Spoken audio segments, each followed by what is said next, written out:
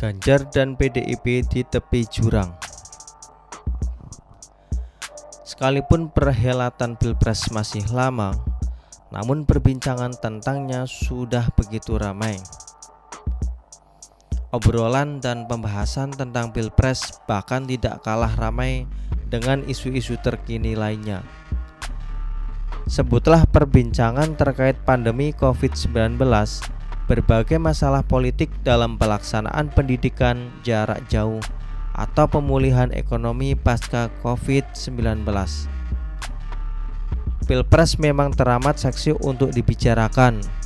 Ada banyak hal menarik di sana. Ada persaingan, ada intrik, ada pengerahan massa, ada politik uang.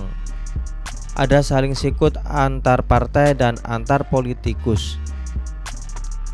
Ada polarisasi di tengah masyarakat, ada perang antar netizen di jagat maya, dan berbagai keriuhan lainnya yang menyedot perhatian banyak orang. Mereka yang merasa dirinya layak nyapres sudah warawiri kesana kemari. Berbagai jurus dimainkan hanya sekadar untuk menaikkan tingkat popularitas dan elektabilitasnya. Dengan berbagai usaha itu, mereka berharap akan mendapat perhatian dari banyak orang, terlebih-lebih dari partai-partai politik, agar nanti dipinang menjadi calon presiden. Ganjar Pranowo yang konon mendapat banyak dukungan dari rakyat juga tak tahan untuk tidak ikut serta melibatkan diri dalam permainan pencitraan itu. Kanal-kanal media sosialnya dipenuhi oleh unggahan-unggahan bergenre pencitraan.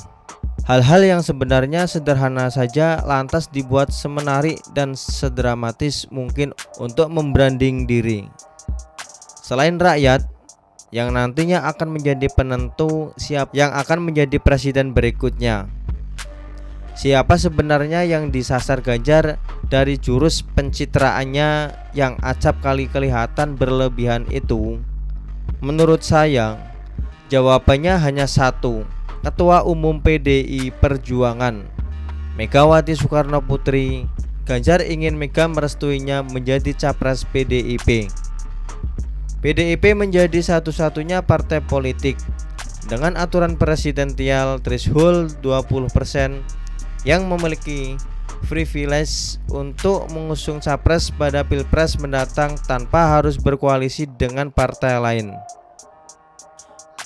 Maka mengambil hati sang ketua umum dengan berbagai cara harus dilakukan seintens mungkin, dan Ganjar sedang melakukannya sekarang.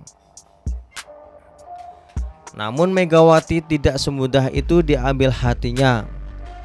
Jika ia sudah memilih A misalnya, maka akan sangat sulit untuk mengubah pilihannya itu menjadi B, C, apalagi Z.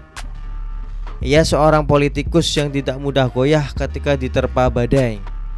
Ia sangat teguh pada pendiriannya, dan sepertinya Ganjar menyadari betul hal itu.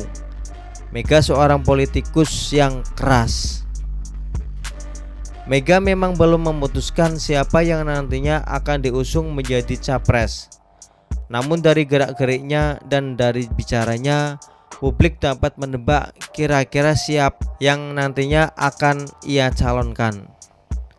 Kelihatannya Mega sedang mendorong putrinya yang saat ini duduk sebagai ketua DPR, Puan Maharani, untuk dimajukan sebagai capres atau setidaknya sebagai cawapres. Sangat masuk akal memang. Megawati sudah uzur. Tak mungkin ia duduk terus-menerus di singgasananya memimpin PDIP. Zaman terus berkembang, pun permasalahan partai dan politik kian kompleks. Maka dibutuhkan calon pemimpin partai yang lebih muda, lebih energik, dan lebih visioner untuk memimpin partai kepala benteng itu. Mega sepertinya melihat Puan adalah orang yang paling tepat menggantikan posisinya. Bukan karena ia yang terbaik, sesungguhnya masih banyak kader yang lebih mampu ketimbang putrinya itu. Namun ada semacam prasyarat tidak tertulis di tubuh PDIP bahwa yang menjadi pucuk pimpinan partai haruslah politikus yang berasal dari Trah Soekarno. Dan berdasarkan pengalaman politiknya, Puan adalah orang yang paling tepat. Namun di balik itu, jika akhirnya nanti yang dipilih Megawati adalah Puan, akan ada masalah besar yang menimpa PDIP dan juga Ganjar. Berdasarkan hasil survei dari berbagai lembaga survei, keputusan itu diperkirakan akan berakibat pada elektabilitas PDIP yang akan terjun bebas. Pemilu mendatang masih tetap akan menggabungkan Pileg dan Pilpres, bercermin dari pemilu 2019 lalu. Tingkat keterpilihan sebuah partai sangat tergantung dari siapa capres yang diusungnya. Ada kotel efek di sana. PDIP yang mengusung Jokowi terbukti finish di urusan pertama. Begitupun Gerindra yang mengusung Prabowo berada di urutan kedua. Artinya apa?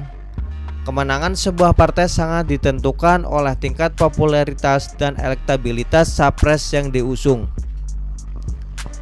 Tahun 2019 lalu, popularitas dan elektabilitas Jokowi unggul atas Prabowo yang menepati urutan kedua. Dan terbukti PDIP yang mencalonkan Jokowi unggul atas Gerindra yang menjagokan Prabowo.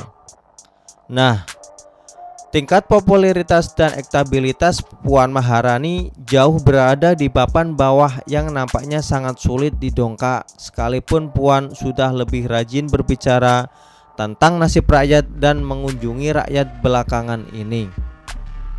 Jika nantinya Mega tetap memaksakan Puan sebagai capres, sepertinya PDIP akan mengalami nasib yang sama seperti Partai Demokrat.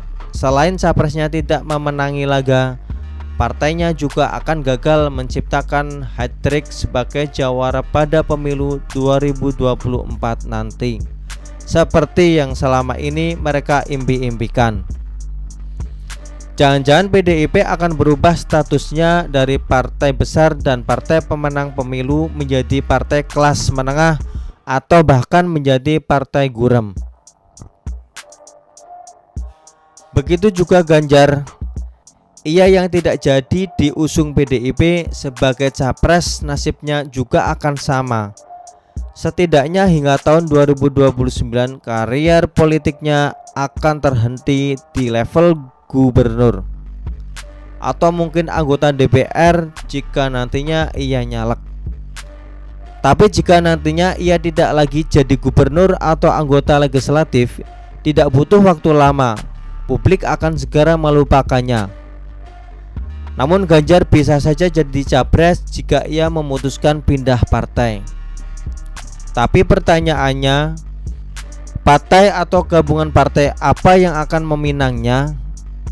Katakanlah ada partai yang mengusung. Apakah tingkat elektabilitasnya akan tetap tinggi?